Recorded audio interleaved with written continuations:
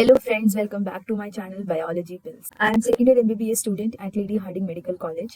So guys, आज की video में मैं आपको एक स्टडी प्लान बताऊंगी, ठीक है? क्योंकि इस समय maximum of NEET aspirants, maximum बच्चे जो नीट की तैयारी कर रहे हैं, उनकी ये हालत है कि हमने अभी तक ढंग से पढ़ाई नहीं करी, पर हम इसी बारे में नीट को क्रैक करना चाहते हैं या हम इतने नंबर लेना चाहते हैं, हमें ये वाला कॉलेज चाहिए, हमें गवर्नमेंट MBBS सीट चाहिए, ठीक है? तो इस सिचुएशन में आपको किस तरीके से अपनी स्टडी को प्लान करना चाहिए, अपने चैप्टर्स को कैसे मैनेज करना चाहिए, अपना सिलेबस कैसे मैनेज करना चाहिए, वो सभी चीज़ मैं आपको इस वीडियो में बताऊंगी। और कहाँ कहाँ से आपको चीज़ें, मतलब कहाँ कहाँ से आपको पढ़ना चाहिए, ये भी मैं इस वीडियो में आज कवर करूंगी। और कितने घंटे आपको पढ़ना चाहिए।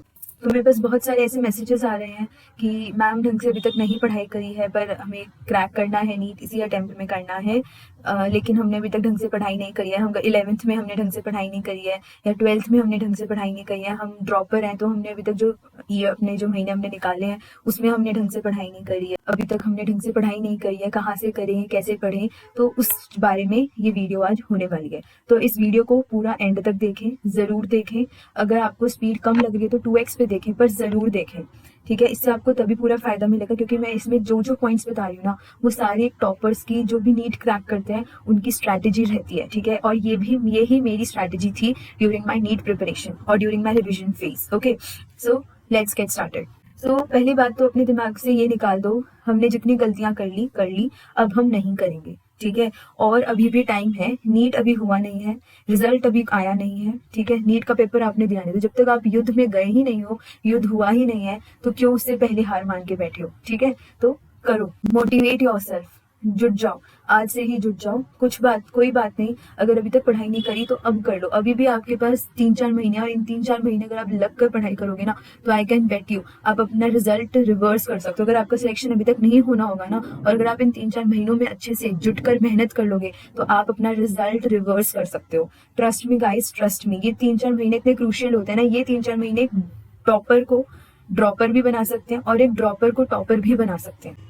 तो ये ही जो बच्चे अच्छे से पढ़ते आ रहे हैं, वो अगर इन 3-4 महीनों को सीरियसली नहीं लेंगे, तो उनकी रैंक ऑफ कोर्स से नीचे गिरेगी, दैट्स ट्रू। और जो बच्चे अभी तक ढंग से, जिन्होंने पढ़ाई नहीं करी है, वो भी अगर इन 3-4 महीनों में अच्छे से जुट के पढ़ाई कर लेंगे, तो उनका भी सिलेक्शन हो जाएगा, ठीक है? तो शुरू करते हैं। तो आपको करना क्या है, सबसे पहले सोर्सेस डिफाइन करो कि करने कैसे हैं, कहाँ से करना है, ठीक है? पहले हम ये देखते हैं कि हमें करना कहाँ से है। कोई भी चैप्टर हम करने बैठ रहे हैं तो हमें करना कहाँ से है, ठीक है? तो सबसे पहले NCERT करनी है, कोई और चीज नहीं करनी, NCERT करो, ठीक है? किसी कोचिंग में जाते हो, ठीक है, या कोई भी क्लास ले रहे हो, किसी कोचिंग को ज्वाइन कर रखा है, या कोई भी क्लासेस ले रहे हो, कुछ भी आपने कर रखा है, अगर वो क्लासेस के आपके पास नोट्स हैं, वेल एंड गुड, उनसे भी पढ़ सकते हो। लेकिन नहीं है तो अपने आप को बेचारा मत समझो, NCERT सबकी बाप है, ठीक है? NCERT में ही सब कुछ है, उसमें से ही सब कुछ आता है। Notes are just for help, ठीक है? ये हेल्प करेंगे आपको, NCERT समझने में हेल्प करेंगे, पर एक्चुअल चीज तो NCERT ही है, ठीक है? तो NCERT फर्स्ट थिंग होनी चाहिए। कोई भी चैप्टर है, NCERT से पढ़ो एक बारी। मैं बात कर रही हूँ केमिस्ट्री और बायो की, ठीक है? फिजिक्स में आप अपने नोट्स को प्रेफर करो, ठीक है? या फिर जहां से भी आप फिजिक्स पढ़ रहे हो, वहां के नोट्स, क्लासेस, इन पे फोकस करो। फिजिक्स में तो फिजिक्स में अपने नोट्स करो, बायो में और केमिस्ट्री में अपनी NCERT रीड करो। कोई भी चैप्टर उठा रहे हो, पहले यहाँ से पढ़ो, ठीक है? NCERT अच्छे से पढ़ लो, याद कर लो, अपने नोट्स अच्छे से याद कर लो, फिर उसके बाद क्वेश्चन बैंक उठाओ, ठीक है? अब जैसे लास्ट का जब टाइम है, तो आप प्रीवियस ईयर क्वेश्चन बैंक भी उठा सकते हो, जो चैप्टर वाइज दिया हो, ठीक है? या फिर आपकी कोचिंग से कोई क्वेश्चन बैंक प्रोवाइडेड है, उससे आप यूज कर सकते हो, या कोई भी बुक आप यूज कर सकते हो, जो भी आपको पता है, जो भी आपके टाइम में फेमस है, कोई भी बुक आप उठा सकते हो, MCQ बुक, ठीक है? और जो ऐसे भी नहीं कि जिसमें हाई लेवल के क्वेश्चंस हो, NCERT से रिलेटेड और नीट रिलेटेड क्वेश्चंस ही उसमें होने चाहिए, ठीक है? चैप्टर मैंने बता दिया, NCERT से पढ़ना है, नोट से पढ़ना है, ठीक बात? अब आगे चलते हैं। तो एक बार ही चैप्टर की ये तीनों चीजें हो जाएंगी ना, फिर अब वो चैप्टर का बस रिवीजन करना बाकी रह जाएगा, ठीक है? बस रिवीजन करनी है उसकी, बस अब उसकी रिवीजन करनी है, और कुछ नहीं करना उसमें, बस रिवाइज करते रहो ताकि आपके माइंड में वो फ्रेश रहे और अच्छे से बैठ जाए। अब ये डिसाइड करना है कि कौन से चैप्टर मैं पहले करूं, कौन से चैप्टर मैं बाद में करूं। ये सबके मन में डाउट होता है। ये तो चलो आपने बता दिया कि यहाँ से कर ले, पर कौन से चैप्टर से शुरू करूं, ठीक है? कौन से चैप्टर पहले करूं, कौन से चैप्टर बाद में करूं? तो अपने लिए एक लिस्ट तैयार करो, सारे चैप्टरों की अपने लिए एक लिस्ट तैयार करो, ठीक है? वीडियो को खत्म करने के बाद सबसे पहला काम आपको यही करना है, लिस्ट बनानी है जो मैं बता रही हूँ अभी। तो उस लिस्ट में 3 कैटेगरीज रखो, उस लिस्ट में 3 कैटेगरीज रखो।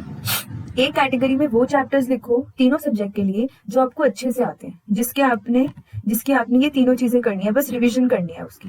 ये तीनों चीजें आपने उसकी कर ली है और बस आपको उसके रिवीजन करनी है। बाकी ये तीनों चीजें आपने अच्छे से कर लिया, क्वेश्चन भी प्रैक्टिस कर लिया, एनसीईआरटी भी कर ली, ठीक है। तो उनको तो आप यहाँ पे लिखो, ठीक है, इस वाली लिस्ट, इस वाली कैटेगरी में लिखो। सेकेंड कैटेगरी में लिखो वो चैप्टर्स जो आपको ढंग से नहीं आते, मतलब आपने 50 से 60% ऑफ दैट चैप्टर कर रखा है, कवर कर रखा है, पर वो ढंग से नहीं आता, उसके कुछ कुछ टॉपिक्स हमें समझ नहीं आए थे, तो इस चक्कर में वो ढंग से हमारा चैप्टर नहीं हो रखा है।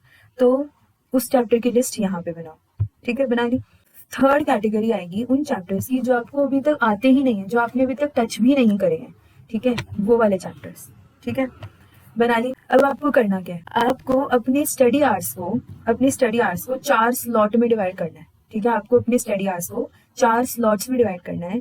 2 घंटे मिनिमम है। आपको अगर 3 से 4 घंटे लगते हैं एक सब्जेक्ट में तो लगाओ, क्योंकि अब ये हाई टाइम है, आपके पास 3 से 4 महीने ही है और आपको पूरा 11th-12th का सिलेबस पढ़ना है। तो आप जितने घंटे दे सकते हो ना उतने घंटे पढ़ो, इसके लिए कोई लिमिट नहीं है, ठीक है। आप 14-15 घंटे, 7-8 घंटे, जो भी आपकी कैपेसिटी है ना, अपनी कैपेसिटी का मैक्सिमम आप इस समय दो। आपको कम से कम 7 से 8 घंटे तो मिनिमम है ही, इतने तो आपको पढ़ना ही है। उसके बाद आप मैक्सिमम जितना ज्यादा पढ़ सकते हो उतना ज्यादा पढ़ो, ठीक है। तो मिनिमम आप 2 घंटे एक स्लॉट रखो फिजिक्स का, 2 घंटे केमिस्ट्री का, 2 घंटे बायो का। और अगर इनमें से कोई सब्जेक्ट आपको लगता है कि हाँ इसमें से मेरा ये सब्जेक्ट स्ट्रॉन्ग है, इसके लिए मुझे इतना टाइम देने की जरूरत नहीं है, तो आप उसके लिए थोड़ा कम टाइम भी दे सकते हो, पर मिनिमम इतना तो दो, ठीक है, मिनिमम इतना तो देना ही देना है। बाकी आप अपनी कैपेसिटी के हिसाब से इसको 3 भी कर सकते हो, 4 भी कर सकते हो। अगर आप 1 घंटे में कर सकते हो तो 1 घंटे में करो, वेल एंड गुड। और चौथा स्लॉट होगा आपका रिविजन का। ये हर रोज रात को सोने से पहले आपका एक रिविजन का स्लॉट होगा। और ये जो 2 घंटे है ना आपके पास, है ना, इन 2 घंटे के लास्ट के 15 से 20 मिनट आपने जो टॉपिक्स आज पढ़े 9 सब्जेक्ट्स में, उनके एमसीक्यू सॉल्व करोगे, ये चीज आपको करनी है, ठीक है। अब हमने ये जो 3 कैटेगरीज बनाई थी, देखो जो अच्छे से आपको आते हैं ना, वो मतलब आपके पास रिवीजन रहती है उसकी, तो इसको आप अपने रिवीजन वाले स्लॉट में रखो। रिवीजन कैसे करोगे, ये आप पीवाईक्यू से कर सकते हो, प्रीवियस ईयर क्वेश्चंस आप हर रोज 2-2 लगा लो उन चैप्टर्स के, उससे आप कर सकते हो, ठीक है। उन चैप्टर्स के 2-2, 3-3 क्वेश्चंस हर रोज आप लगा लो, तो आपकी रिवीजन होती रहेगी। और अगर वो टॉपिक याद नहीं आ रहा तो जाके उसे एक बार रिवाइज कर लो। तो रिवीजन में आपको ऐसे करना है। तो ये वाले चैप्टर्स आपके हर रोज होंगे, 1 घंटे में आपको उनको रिवाइज करना है, जो कोई भी 2-3 चैप्टर उठा लो, ठीक है।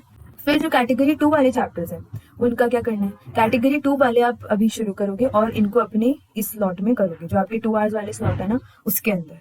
अब ये जो 2 घंटे वाले स्लॉट्स हैं उनमें आपको पढ़ना क्या है, तो 2 घंटे वाले स्लॉट्स में आपको ये कैटेगरी 2 वाले जो सब्जेक्ट्स हैं, जो चैप्टर्स हैं, आपको वो पढ़ने हैं, ठीक है। जब वो पूरे हो जाएंगे तो वो वाले चैप्टर्स आपके रिवीजन वाली कैटेगरी में आ जाएंगे, है ना, तो आप उनको फिर रिवीजन वाले उसमें शिफ्ट कर लोगे। और फिर इन 2 घंटे वाले स्लॉट्स में आप क्या पढ़ोगे, अपने कैटेगरी 3 वाले सब्जेक्ट्स पढ़ोगे। तो आप अपना टारगेट बनाओ कि आप विद इन 1 मंथ अपना ये सेकेंड कैटेगरी वाले सब चैप्टर्स कंप्लीट कर लोगे, और फिर उसके नेक्स्ट मंथ आप अपने जो आपने बिल्कुल नए वाले चैप्टर्स हैं जो आपने बिल्कुल नहीं कर रखे वो पूरे कर लोगे। तो ऐसे 2 से 3 महीने में आपका काम हो जाएगा।